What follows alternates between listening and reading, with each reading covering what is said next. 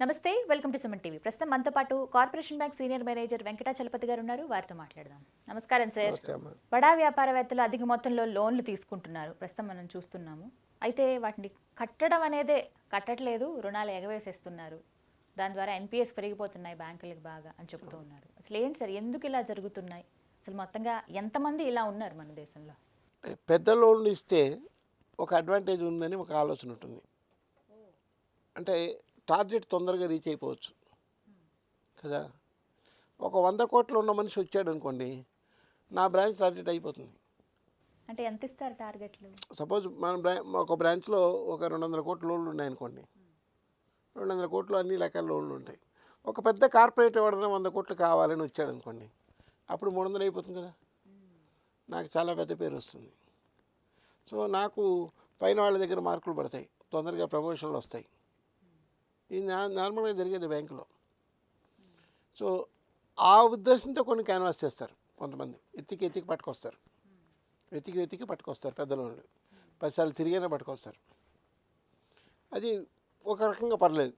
అంటే వాళ్ళు సొంతంగా ఏదో మనం ప్రమోషన్లు తెచ్చుకోవాలా, మనం కూడా పెద్ద జిఎం అవ్వాలా, మనం కూడా పెద్ద డీజీఎం అవ్వాలని ఆశ ఉంటుంది, తప్పలేదు. అలా కాకుండా వచ్చిన లోన్లు ఉంటాయి, వాటితో ఇబ్బంది. అంటే బ్రాంచ్ క్యాన్వాస్ చేయకుండా కస్టమర్ ఎదుక్కుంటూ వస్తారు చూసారా, అవి కొంచెం ఇబ్బంది. ఇన్ ద సెన్స్ ఆ మోసం చేసే విధానం ఇప్పుడు అర్థమైంది జనాలకి, ఒకప్పుడు అర్థం కాలేదు.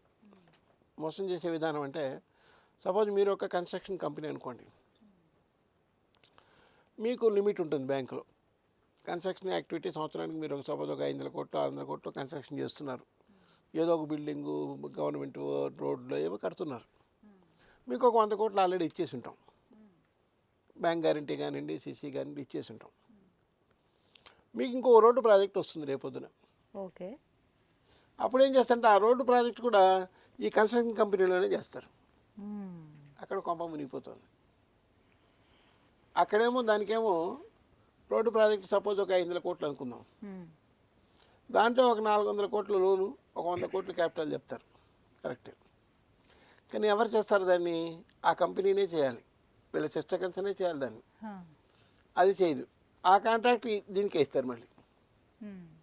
దీంట్లో టర్న్ ఓవర్ ఇప్పుడు ఏమవుతుంది? 200 కోట్లు 300 కోట్లు 500 కోట్లు ఉన్న టర్న్ ఓవర్ 1000 కోట్లు అయిపోతుంది. అది చేస్తున్నాం కదా. మా టర్న్ ఓవర్ వెళ్ళింది కాబట్టి మాకు ఇంకా ఎక్స్ట్రా లిమిట్ కావాలంటారు. కానీ ఈ లిమిట్ ఇవ్వడానికి కారణం ఏంది? వాళ్ళ సొంత left hand to right hand. కానీ సార్ ఇప్పుడు ఒక లోన్ సామాన్యులు వెళ్ళి ఒక లోన్ తీసుకుందాం అంటే 100 చెకింగ్స్ ఉంటాయి.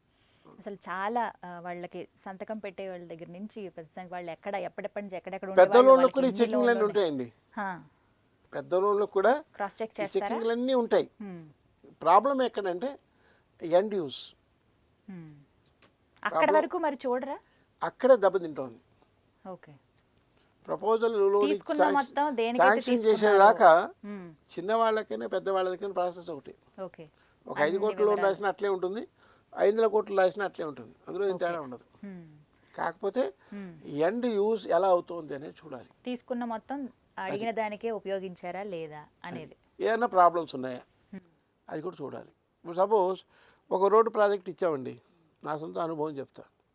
ఒక రోడ్డు ప్రాజెక్టుకి లోన్ ఇచ్చాం, బీహార్లో వేస్తున్నారు. ఉన్నట్టుండి మధ్యలో నక్సల్స్ ఆపేశారు, తగలబెట్టేశారు, మిషనరీ తగలబెట్టేశారు, ఉన్న వాళ్ళని బెదిరించి పంపించేశారు. రోడ్డు ప్రాజెక్ట్ అయిపోయింది. మేము దానికి బ్యాంక్ గ్యారంటీ ఇచ్చాం, వీళ్ళు మంచి బిల్డరు, మంచి కన్స్ట్రక్షన్ కంపెనీ, బాగా కడతారు, రికార్డు ఉంది కదా. మరి గత 15 ఏళ్ళ నుంచి ఉన్నారు మా దగ్గర, ఆ నమ్మకంతోనే ఇచ్చాం. ఆ బ్యాంక్ గ్యారంటీ మీరు కట్టలేదు కాబట్టి రోడ్డు గవర్నమెంట్ ఇన్వోక్ చేసింది. గవర్నమెంట్ నేషనల్ హైవేస్ వాళ్ళు ఇన్వోక్ చేశారు, మేము చచ్చినట్టు కట్టాం కదా. అప్పటికప్పుడు ఆ డబ్బులు కట్టడానికి వాళ్ళ దగ్గర ఉన్నాయా? లేదు. సో అది రోడ్డు ప్రాజెక్ట్ 1000 కోట్లు అయితే మేము బ్యాంక్ గ్యారంటీ 100 కోట్లు ఇస్తే 100 కోట్లు వీళ్ళు ఒకరోజు అన్ని తెస్తారు, వీళ్ళు తేలేరు కదా. సో క్రంచ్ వచ్చేస్తుంది, ఒక్కసారి కంపెనీలో క్రంచ్ వచ్చేస్తుంది. వాళ్ళు ఎస్టిమేషన్ వేయరు కదా, జరిగిపోతుందనే తీసుకున్నారు. అంటే ఈ ఎండ్ యూజ్ దగ్గర ఇట్లాంటి బాటిల్ నెక్స్ కొన్ని ఉంటాయి. ఒకటి. ఫ్రాడ్యులెంట్ వేసుకుని ఉన్నాయి, వాటితో ఇంకా సౌ. అంటే ఎలాగంటే ఇప్పుడు నేను ఒక రైస్ మిల్ పెడతాను, రైస్ ఎక్స్పోర్ట్ చేస్తాను, ఇది కూడా ఒక యథార్థ కాదే. రైస్ ఎక్స్పోర్ట్ చేస్తాను, ఒక 500 కోట్ల ఆర్డర్ ఉంటుంది నాకు, దుబాయ్కి పంపిస్తాను. సో బ్యాంక్ దగ్గర లోన్ తీసుకుంటాను. సో అక్కడి నుంచి ఎల్సీ వచ్చిందండి, మీరు ఇట్లా ఇవ్వాలని తీసుకుంటాం. ఒక 4 సార్లు 5 సార్లు చేసిన తర్వాత కస్టమర్ మీద నమ్మకం కదా, ఎల్సీ లేకపోయినా మీరు ఇస్తారా, ఎల్సీ రావడానికి టైం పడుతుంది, ఆ బ్యాంక్ గ్యారంటీ ఇవ్వడానికి పేమెంట్ ఆ బ్యాంక్ గ్యారంటీ ఇవ్వాలి మనకి వారి నుంచి, అది లేట్ అవుతుంది. అది ఎల్సీ అంటే అదే కదా, లేట్ అవుతుంది, మీరు ఇస్తారా అంటే 5 సార్లు చేశాడు కదా, మనం ఇచ్చేస్తాం. సో బిల్ డిస్కౌంటింగ్ లిమిట్ పెట్టండి, ఎల్సీ అక్కడ ఓపెన్ చేసి ఇవ్వాలంటే అక్కడ కాస్ట్ అవుతుంది కదా, మరి ఆ ఖర్చు మిగులుతుంది, ఇద్దరికి లాభం అని తీసేస్తారు, బిల్ డిస్కౌంట్ చేయడం మొదలెడతారు. నేను ఇక్కడ పక్కనే శ్రీకంఠ రైస్ మిల్ అని ఇంకోటి పెడతాను. ఇక్కడ ఎస్వి చలపతి రైస్ మిల్ నడుస్తుంది, పక్కన ఇంకోటి శ్రీకంఠ రైస్ మిల్ అని మా ఇంటి పేరుతో పెడతాను. అర్థమైందా? ఆ తర్వాత ఇంకోటి మా ఆవిడ పేరుతో లక్ష్మీ రైస్ మిల్ అని ఇంకోటి పెడతాను. ఇంకో 2 కంపెనీలు పెడతాను. వీళ్ళు ఏం చేస్తారంటే రైస్ కొంటారు, నాకు ఇస్తారు ఈ కంపెనీలో. ఇక్కడ లాభం ఉంటుంది, ఇక్కడ తక్కువ లాభం ఉంటుంది. ఇక్కడ లాభం ఎక్కువ ఉంటుంది, వాళ్ళు కొని చేయి మారింది కదా, లాభం వేసుకుని ఇక్కడికి ఇస్తారు. ఈ ఎక్కడ ఉన్నాయి, పక్కనే ఉన్నాయి. ఆఫీసు ఇంట్లోనే ఉంది, మూడింటి ఆఫీసు ఇంట్లోనే ఉంది కదా. అట్లా చేస్తూ ఉంటారు. అంటే ఒకటే యాక్టివిటీ 2-3 కంపెనీలు ఉన్నప్పుడు మోసం చేసే అవకాశం చాలా ఎక్కువ ఉంటుంది. మరి ఎండ్ యూజ్ అనేది ఎందుకు చూడరు సార్ బ్యాంక్? అంటే ప్రాబ్లం ఇదే అనమాట. ఇక్కడ నా 500 కోట్ల టర్న్ ఓవర్ చూపించాను, నాకు 100 కోట్ల లిమిట్ ఇచ్చారు మీరు, సీసీ లిమిట్ బాగానే ఉంది. 1000 కోట్లు అయింది, నేను 150 కోట్లు అడిగాను, ఇచ్చారు, బాగానే ఉంది. ఆ స్టేజ్లో సక్రమంగా చేసుకోకుండా వాళ్ళు ఏం చేస్తారు, ఈ సిస్టమ్ అంతస్తు పెట్టి వీటిల్లో కూడా అదే బిజినెస్ ఉంటుంది. నేనేమంటే అంటే సిస్టర్స్ కన్సల్స్ కూడా అదే బిజినెస్ చేస్తున్నప్పుడు ఈ లిమిట్ ఆపేయాలి, ఇక్కడ 1000 కోట్ల టర్న్ ఓవర్ చూపించాం కదా, నెక్స్ట్ ఇయర్ కూడా 1000 కోట్ల టర్న్ ఓవర్ చూపించాలంటే ఏం చేయాలా, 200 కోట్లు శ్రీకంఠ రైస్ మిల్కి వేసేస్తాను సరుకు, ఇంకొక 100 కోట్లు ఈ లక్ష్మీ రైస్ మిల్కి వేసేస్తాను. టర్న్ ఓవర్ నాకు ఎంత 1000 కోట్లు అయింది కదా, వెరీ హ్యాపీ. మళ్ళీ ఏప్రిల్ 1వ తారీఖు అయిపోతే సంవత్సరం అయిపోయింది కదా, అది తెచ్చి ఇట్టేస్తాను మళ్ళీ. ఇన్ని రకాలుగా ఉంటాయి. ఇది క్లాసికల్ అనమాట, నేను చూసింది ఇది, నేను కళ్ళారా చూసింది. అంత తెలివి ఉంటుంది సార్. మళ్ళీ అంటే అక్కడ దాకా సేల్స్ ఇట్లా కనిపిస్తాయి, అవునా. అక్కడ ఆ సిచ్యువేషన్లో అలాంటి వాడు ఒక్కోరి అడిగాడు, మీ సేల్స్ ఎవరెవరికి చేశారు బ్రేకప్ ఇవ్వండి అని, వాడు తెచ్చాడు. ఎప్పుడైతే సేల్స్కి బ్రేకప్ అడిగామో వీళ్ళకి 200 వీళ్ళకి 100 తీసి ఇచ్చాం కదా, మరి అక్కడ తెలిసిపోతుంది కదా. అది అలా తెలిసిందా? మరి తెలిసిన తర్వాత ఆపేసాం. ఇది అడగలేదు అనుకుందాం, సపోజ్ బై మిస్టేక్ అడగలేదు, రన్ అవుతుంది, వెళ్ళిపోయింది. మరి వాళ్ళ నుంచి ఇప్పుడు ఎలా రికవర్ చేసుకుంటారు సార్? సరే వీళ్ళు మోసం చేశారు, బ్యాంకుని వీళ్ళకి అనుకున్నంతలో రాలేదు, మనల్ని మోసం చేసి లోన్ తీసుకున్నారని తెలిసిందనుకోండి, అలాంటి వాళ్ళ నుంచి రికవరీ ప్రాసెస్ ఎలా ఉంటుంది? చాలామంది కోటీశ్వర్లు ఏం చేస్తున్నారంటే ఉన్న ఆస్తులన్నీ ఇంట్లో వాళ్ళకి పనిచేస్తున్నారు. కంపెనీలో లేని వాళ్ళు ఎవరు ఉంటారో వాళ్ళ పేరుతో ఆస్తులు పెడుతున్నారు. మేనల్లుళ్ళు కావచ్చు, మేనకోడలు కావచ్చు, కూతురు కావచ్చు, కొడుకు కావచ్చు, ఎవరైతే కంపెనీలో లేరో వాళ్ళ పేరు పెడుతున్నారు. వియ్యంకుడి పేరు లేదా అత్తగారి పేరు ఏదో పెడుతున్నారు, అమ్మ పేరు నాన్న పేరు పెట్టేస్తారు. ఎప్పుడైతే ఈ ఫండ్స్ ఇట్లా వెళ్ళిపోతాయో మనం రికవర్ చేయడానికి కూడా ఇక్కడ ఏముండదు, ఒక స్టేజ్ వచ్చాక ఏముండదు. వీళ్ళందరి దగ్గర డబ్బులు ఉంటుంది, ఈయన దగ్గర డబ్బులు ఉండవు. కంపెనీ పెట్టింది నేనే, రేపు నేను ఎంపీ అవ్వాలా, ఎంపీ అయినప్పుడు ఏం చేస్తాను, కంపెనీకి రిజైన్ చేసేస్తాను, నేను డైరెక్ట్గా ఉండను. నాకున్న షేర్లన్నీ మా అబ్బాయికి, మా అమ్మాయికి, మా అల్లుళ్ళకి పనిచేస్తాను కదా. పలుకుబడేమో నాది వాడుకుంటాను, లోన్ తెచ్చుకోవడానికి ఎంపీ కదా, డైరెక్ట్గా పోవచ్చు. మరి అది ఇస్తారు. రికవరీ చేయగలుగుతారా సార్ అలా ఉన్నప్పుడు? అట్లాంటివి కష్టమవుతున్నాయి, కష్టమైపోతున్నాయి. అలా ఎన్ని ఉన్నాయి ఇప్పటివరకు? అంటే ఒక మనిషి డైరెక్టర్గా ఉంటాడు, షేర్ హోల్డింగ్ ఉండదు, ఒక పెద్ద స్థాయిలో ఉంటాడు, ఇంట్లో వాళ్ళందరూ కంపెనీ పెడతారు, ఇవన్నీ పోతున్నాయి. అంటే ఈయన్ని చూసి ఇచ్చాం లోను కదా, పెద్దవాడు మంచి స్థాయిలో ఉన్నాడు, గొప్ప స్థాయికి వచ్చాడు, ఫౌండర్, పేరుకి ఫౌండర్, కానీ షేర్ హోల్డింగ్ ఉండదు, డైరెక్టర్గా ఉండడు. నువ్వు రేపొద్దున అరెస్ట్ చేసినా కూడా ఏమంటారు, నాకేం సంబంధం లేదు, లీగల్గా ఏం ఉండదు కదా. ఏదేమైనా కానీ అట్లా బ్యాంకులు సఫర్ అవుతున్నాయి. ఒకటి. రెండవది ఏంటంటే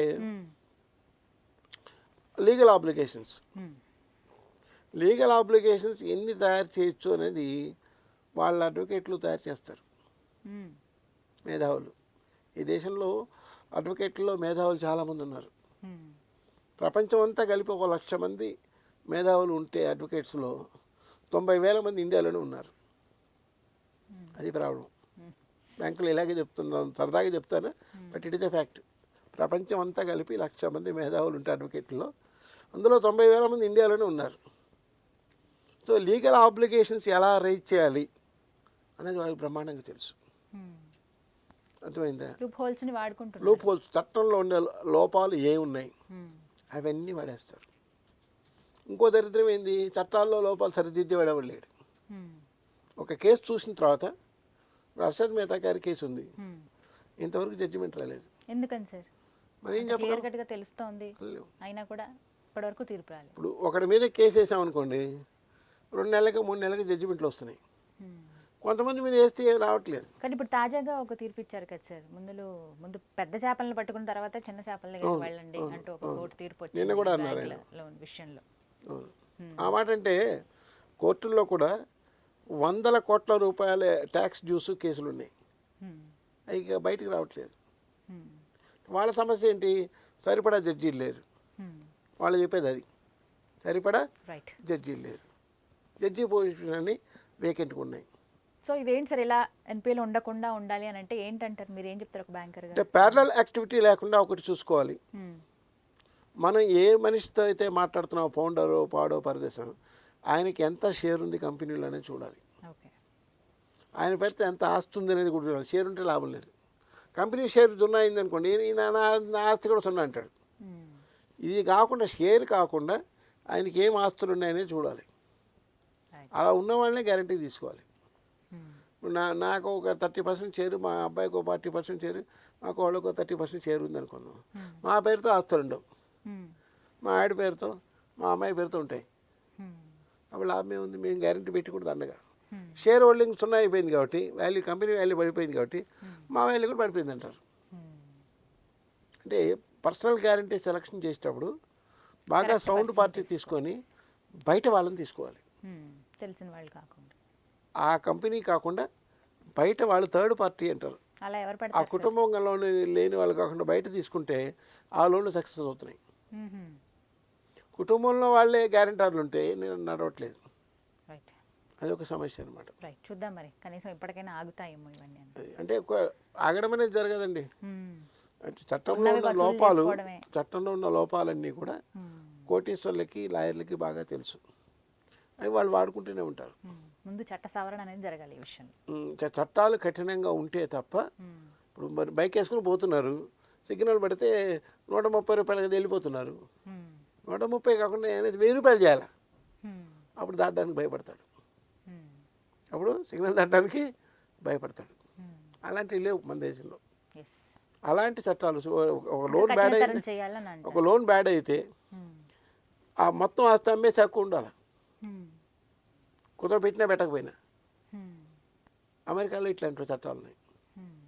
అందువల్ల ఆ దేశం ముందుకు వెళ్తుంది, మనం ఇక్కడే ఉన్నాం. ఇలా 1-2 ఉన్నందుకే ఇబ్బంది అవుతుంది కదా సార్, అప్పుడు ఇంకా ఎక్కువ రైట్స్ తీసుకున్నట్టే అవుతుంది కదా మరి. అంటే కఠినమైన చట్టాలు ఉన్న దేశంలో అభివృద్ధి చాలా ఎక్కువ ఉంటుంది. సరళమైన చట్టాలు ఉన్న దేశంలో అభివృద్ధి గుండుసున్నా. శ్రీలంక ఎందుకు అయింది, చట్టాలు సరిగా లేవు, రోజున అది ఇంకేమీ లేదు.